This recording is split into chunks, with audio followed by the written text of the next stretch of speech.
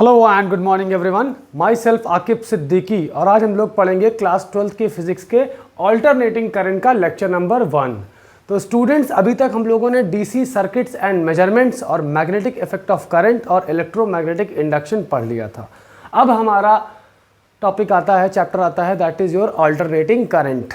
तो स्टूडेंट्स, अभी तक हमने जितनी भी सर्किटरी एनालिसिस करी है वो क्या है थी, डायरेक्ट करंट के बेस पे थी। अब हम लोग करने जा रहे हैं ऑल्टरनेटिंग करंट के बेस पे। तो चलिए स्टार्ट करते हैं। सबसे पहली चीज़ इसमें आएगी कि ऑल्टरनेटिंग करंट होता क्या है। एसी, इसको एसी रिप्रेजेंट करते हैं। एसी जो है वो ऑल्टरनेटिंग करंट का शॉर्ट फॉर्म है। ठीक है, तो स्टूडेंट, जैसा कि पहले हम आप लोगों को बता चुके हैं कि वजूद में पहले एग्जिस्टेंस, जिसे कहते हैं इंग्लिश में, एग्जिस्टेंस पहले वोल्टेज का आता है, उसके बाद अगर सर्किट कंप्लीटेड है तो वहाँ पे करंट डेवलप होता है। तो जैसा कि हम लोगों ने पढ़ा था कि जो डायरेक्ट करंट होता है उसकी फ्रीक्वेंसी क्या होती है, 0 होती है। मतलब अगर ये एक I0 वैल्यू पे है तो वो I0 पे ही रहेगा, टाइम चाहे जितना बढ़ जाए। तो ये आपका DC के लिए है। ठीक है, अब आते हैं हम लोग AC के लिए। AC को हम लोग बाई डायरेक्शनल करंट भी कहते हैं, बाई डायरेक्शनल करंट, और मोस्टली इसी को यूज़ किया जाता है और निकोला टेस्ला को इसका फादर कहा जाता है। मोस्टली हमारे घरों में हर जगह पे ऑल्टरनेटिंग करंट ही यूज़ होता है, लेकिन बहुत सी जगहें ऐसी हैं जैसे कि हमारा मोबाइल फ़ोन, हमारा कैमरा, लैपटॉप, इन सब में इसी ऑल्टरनेटिंग करंट को डायरेक्ट करंट के फॉर्म में कन्वर्ट कर लेते हैं। इसके भी बहुत सारे एडवांटेज हैं डीसी के कंपैरिजन में। That is why alternating current is mostly preferred. ठीक है, स्टार्टिंग में जब इलेक्ट्रिसिटी का प्रोडक्शन और कंजम्पशन हो रहा था तो मोस्टली डायरेक्ट करंट ही था, लेकिन बाद में निकोला टेस्ला ने एक नया कॉन्सेप्ट ऑफ करंट, नया इन्वेंशन डेवलप किया, जिसको उन्होंने दुनिया के सामने लाया। तो that was your alternating current, जो कि डीसी से डायरेक्ट करंट के मामले में बहुत ज़्यादा बेहतर था कई सारे मायनों में।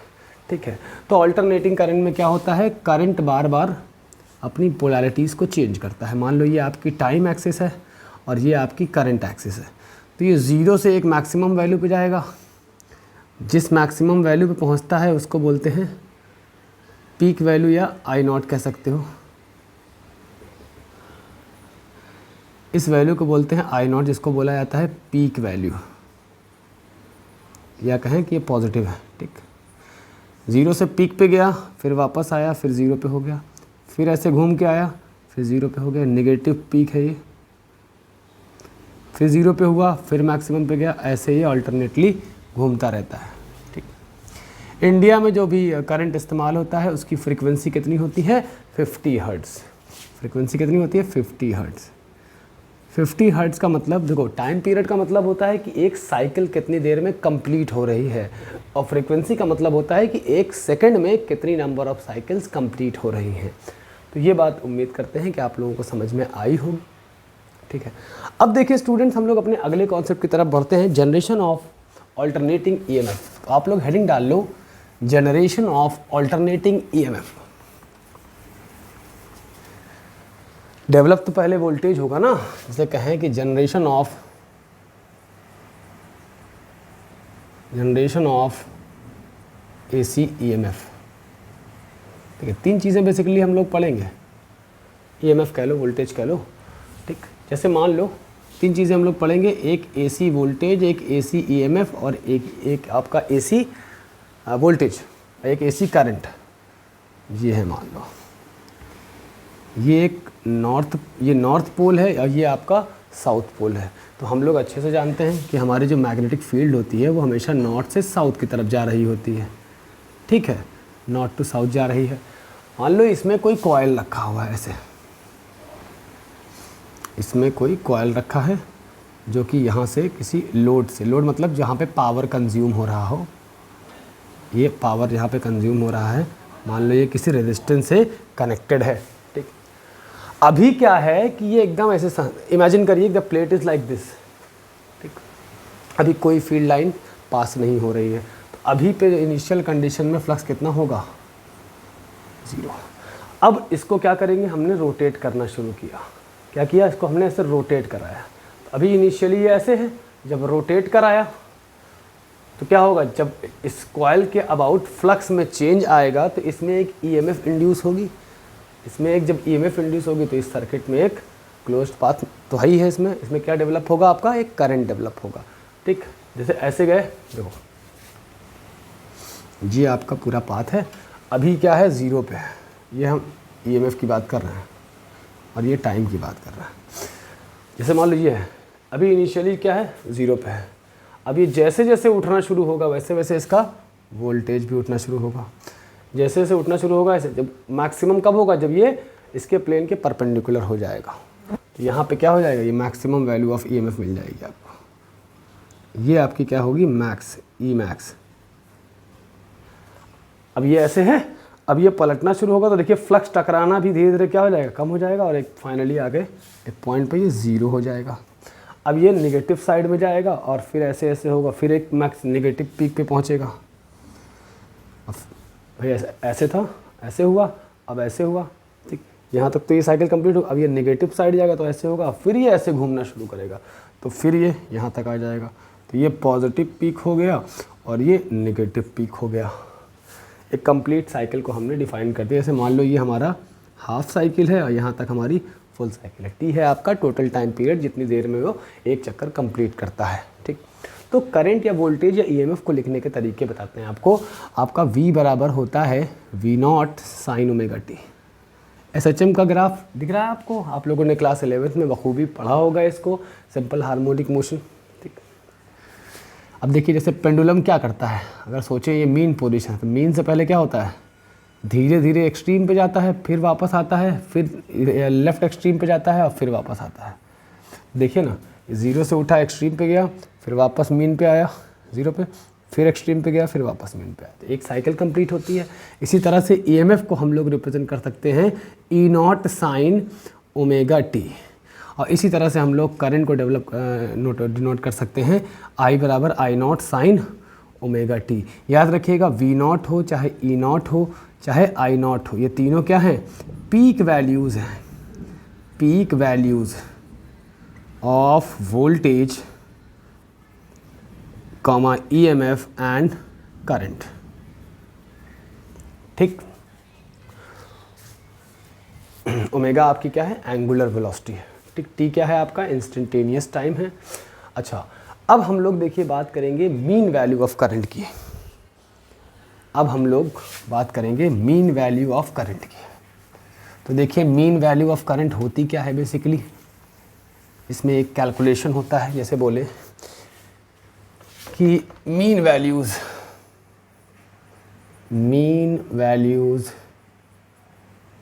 Of I, V and E कैसे निकालते हैं, मीन या कहें और एवरेज वैल्यू।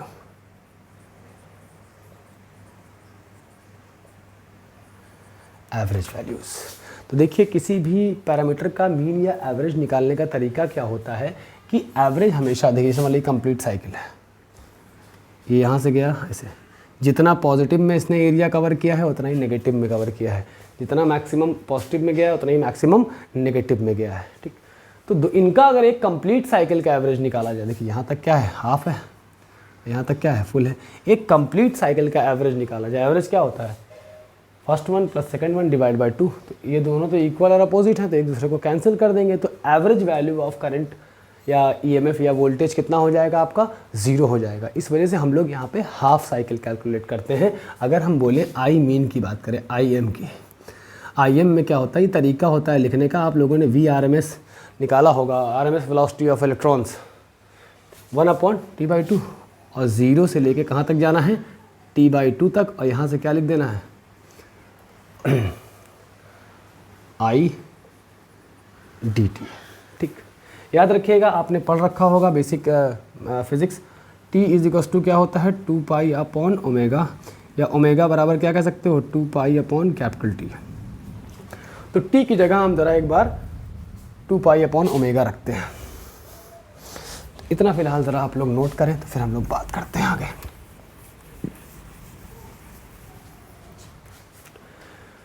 तो यहाँ से हम लोग IM की जो वैल्यू निकालेंगे, हमें IM की वैल्यू मिलेगी 1/T की जगह क्या होगा, 2 पाई अपॉन ओमेगा, और यहाँ पे 2 ऑलरेडी है तो यहाँ 2 कर लो, और 0 से कहाँ तक जाएगा, t की जगह 2 पाई अपॉन ओमेगा, और 2 ऑलरेडी था यहाँ वाला, ठीक।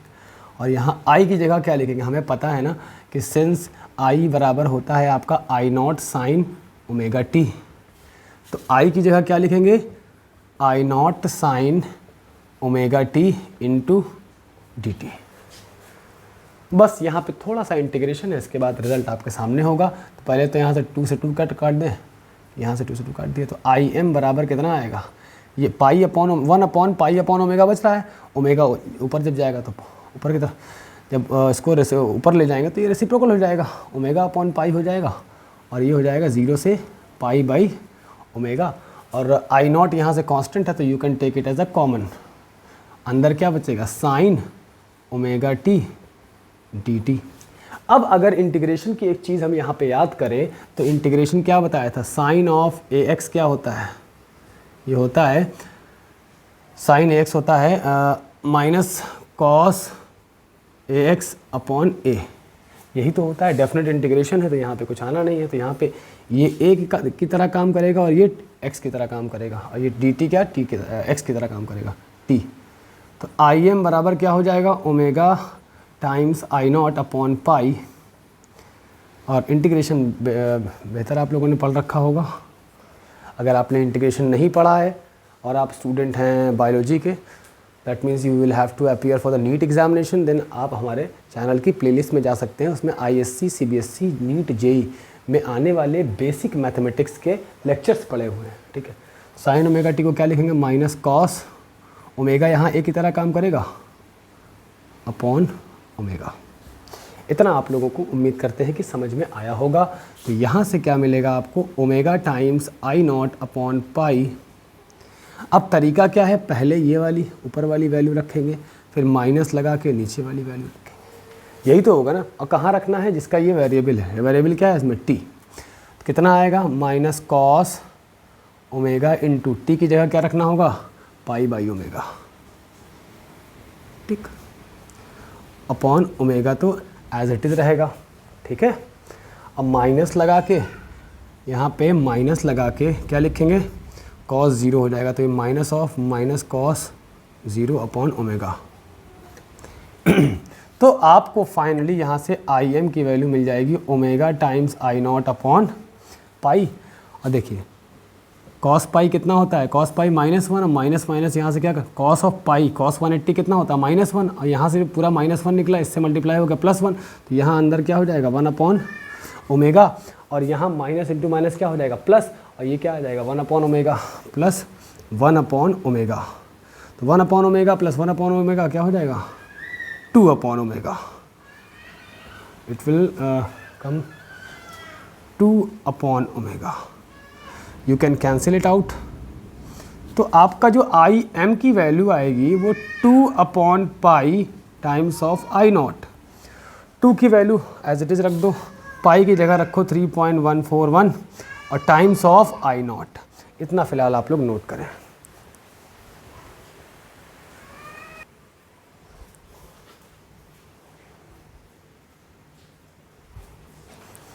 तो यहाँ पे आपका रिजल्ट आएगा 0.637 टाइम्स ऑफ आई नॉट। तो यहाँ से आपको ये बात 100% कन्फर्म हो जाएगी कि आई एम क्या है, 0.637 टाइम्स ऑफ आई नॉट। बिल्कुल सेम यही काम हम लोग करेंगे वोल्टेज के साथ। तो देखिए हमें बहरहाल मिला क्या, हमें मिला कि जो मैक्सिमम वैल्यू ऑफ करंट की वैल्यू है वो आई एम बराबर मिला 0.637 टाइम्स ऑफ आई नॉट। तो अगर इसको हम ये तो फ्रैक्शनल वैल्यू है, अगर हम ये कवर करें कि I M is equal to 63.7% of I naught. इसी तरह से अगर हम ईएमएफ की बात करें, मीन या एवरेज ईएमएफ की, तो ये क्या आएगा 0.637 टाइम्स ऑफ ई नॉट। और अगर हम मीन वोल्टेज या एवरेज वोल्टेज की बात करें तो 0.637 टाइम्स ऑफ वी नॉट। इसे नोट कर लें आप लोग, फिर हम लोग आगे बढ़ते हैं।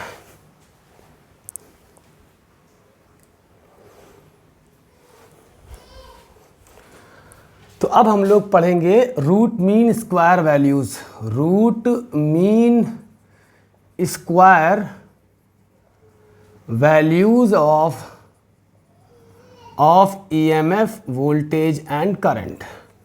तो देखिए भाई, रूट मीन स्क्वायर का क्या मतलब होता है? जैसे हम लोग करंट की बात करते हैं तो मीन का मतलब होता है सबका एवरेज, रूट मीन स्क्वायर का मतलब होता है, जैसे अगर हम बात करें, अच्छा इसको शॉर्ट फॉर्म में IRMS comma VRMS comma ERMS किया जाता है, ठीक है। अब अगर हमें IRMS चाहिए तो बेसिकली हमारे पास जो बेसिक रूल है, रूट है, ठीक, नाम में क्या है, रूट। मीन मतलब क्या है, एवरेज। एवरेज निकालने के लिए क्या करते हो, टोटल नंबर ऑफ क्वांटिटीज से डिवाइड कर देते हो।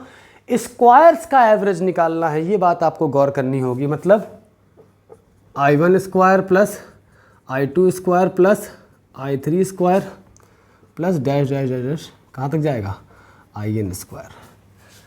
ये है मतलब रूट, नीचे n डिवाइडेड है सारे पैरामीटर को जितने थे, divide by n, root mean square. Squares का मीन निकालो और उसको रूट में कर दो। तो देखो तरीका क्या होता है कि अगर हम इधर स्क्वायर कर दें तो आपका IRMS का होल स्क्वायर बराबर कितना आएगा, I1 square plus I2 square plus dash dash dash, कहाँ तक जाएंगे, IN square whole divided by n। और इसी को लिखने का तरीका होता है, यहाँ पे कंप्लीट साइकिल लेते हैं 1/t और 0 से लेके t तक, और यहाँ पे क्या हो जाएगा, I स्क्वायर dt। देखिए करंट का स्क्वायर एकदम एज इट इज़ लिख दिया हमने, ठीक। इतना फिलहाल आप लोग नोट करें। अब हमने पढ़ रखा है कि सिंस I बराबर होता है आपका I0 साइन ओमेगा टी, ठीक, कुछ नहीं करना, बस वैल्यूज़ उठा के रख देनी है। और हमने क्या पढ़ा है, t इज इक्वल्स टू 2π/ओमेगा। पुटिंग इन, मान लो फर्स्ट इक्वेशन है, first equations, putting in first equations. तो हमें ये फाइनली क्या मिल जाएगा भाई, ज़रा देखें।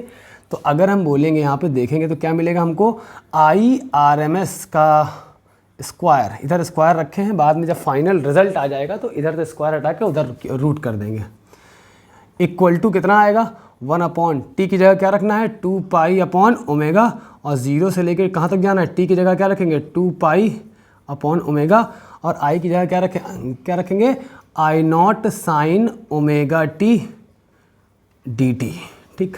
तो यहाँ आएगा IRMS का होल स्क्वायर, ये क्या हो जाएगा, ओमेगा पलट के ऊपर जाएगा, ω/2π, और 0 से लेके 2π/ओमेगा, और यहाँ इसका स्क्वायर है ना, देखिए I जो भी है उसका यहाँ पे स्क्वायर करना है, तो ये था तो इसका स्क्वायर करके रख दिया, dt एज इट इज़ रख दिया।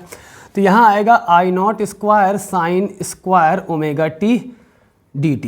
तो यहाँ पे हम लोग लिखेंगे IRMS का स्क्वायर इज इक्वल्स टू ω/2π और 0 से 2π/ओमेगा। और देखिए I0 स्क्वायर तो कांस्टेंट है, उसको बाहर ले सकते हैं, ये हमेशा कांस्टेंट रहेगा भाई। मैक्सिमम कहाँ तक जाना है ग्राफ को, ये ग्राफ आप समझेंगे तो ग्राफ की मैक्सिमम वैल्यू तो क्या है, फिक्स है ऑल द टाइम। आगे भी आप पोर्शन लोगे तो ये भी मैक्सिमम वैल्यू तो अल्टरनेटिंग करंट में, करंट हो, वोल्टेज हो, EMF हो, तीनों की फिक्स होती है। ये हो गया, और यहाँ क्या बचेगा, sign square omega t dt। अब अगर आपने हल्का सा भी इंटीग्रेशन अगर आप याद कर सकते हो तो याद करो, साइन स्क्वायर को कैसे डील करते हैं, कॉस के फॉर्म में कन्वर्ट करते हैं, खास करके जब इंटीग्रेशन करना होता है। बेसिकली ये लिमिट्स को हम आसानी के लिए अलग से लिख लेंगे, वो बाद में रखेंगे जब हमारा कैलकुलेशन हो जाएगा। तो ये साइन स्क्वायर टी अगर आप याद कर सकें, इसको आप चाहें तो पॉज करके नोट कर लीजिएगा। अगर आप याद करें तो इंटीग्रेशन में जो हम लोग करते थे, या आपने कहीं भी पढ़ा होगा तो ज़रूर किया होगा इस चीज़ को, कि जैसे हमने पढ़ा है ना cos 2 थीटा का फॉर्मूला क्या होता है, 1 - 2 साइन स्क्वायर थीटा। तो 2 साइन स्क्वायर थीटा इधर आ गया और cos 2 थीटा उधर चला गया, कितना आएगा, 1 - cos ऑफ 2 थीटा। तो साइन स्क्वायर थीटा कितना बन जाता है, 1 - cos 2 theta whole divided by 2। Therefore sine square omega T क्या बन जाएगा, तो ओमेगा में जो यहाँ पे है, जो यहाँ है वो यहाँ रखा है, तो ये क्या बन जाएगा, 1 - cos ऑफ 2, और थीटा की जगह यहाँ क्या है, omega T, 2 omega T whole divided by 2, ठीक। तो यहाँ पे हम लोग ये रख देंगे, क्या रखेंगे, 1 - cos of 2 omega T and the whole is divided by 2। और ये पूरा अंदर इंटीग्रेट होगा, अभी इसमें टेंशन नहीं लेना आप लोगों को, आसान है, ठीक है।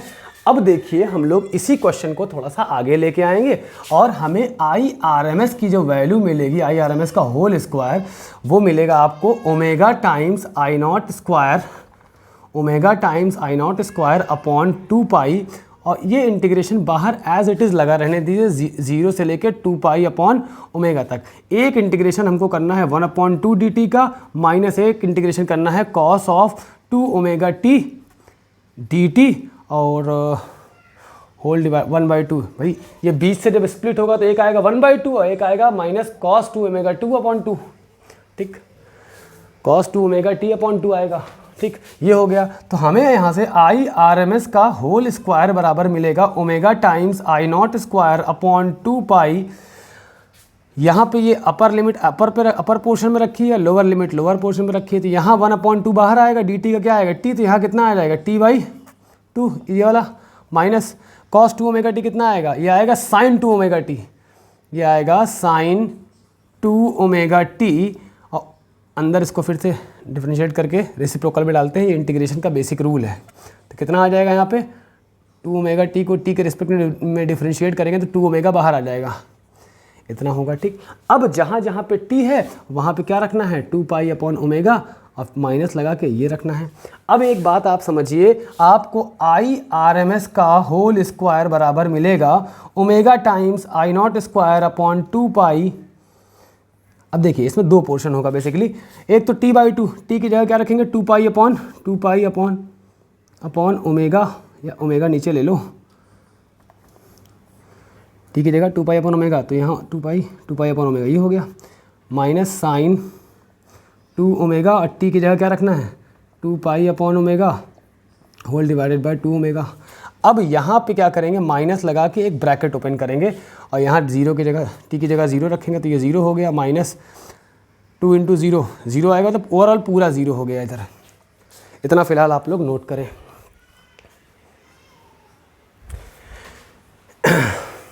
ये ब्रैकेट को यहाँ पे क्लोज कर देते हैं, ठीक है।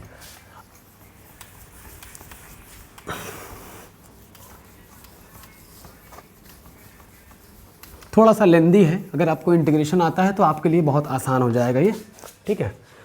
अब देखिए हमको फाइनली देखिए यहाँ से ओमेगा कैंसिल हो गया, साइन ऑफ 2 पाई, 2 × 2 पाई 4 पाई हो गया। याद रखिएगा sine of n pi, n अगर इंटीजर है मतलब sine pi, sine 2 pi, sine 3 pi, 4 pi, 5 pi, 6 pi, 7 pi, any number of pi, but n should be your integer, तो ये आंसर आता है 0। तो ये भी आपका पूरा 0 हो गया, ये तो 0 था ही। तो आपको फाइनली IRMS मिला कितना, ये हमारा मेन इश्यू है। IRMS नहीं मिला यहाँ पे, IRMS का स्क्वायर मिला बेसिकली। क्या मिला, omega times I naught square upon 2 pi into 2 pi upon omega, into 2 pi upon omega नहीं 2 ओमेगा, ठीक। तो देखो 2 पाई से 2 पाई कैंसिल आउट,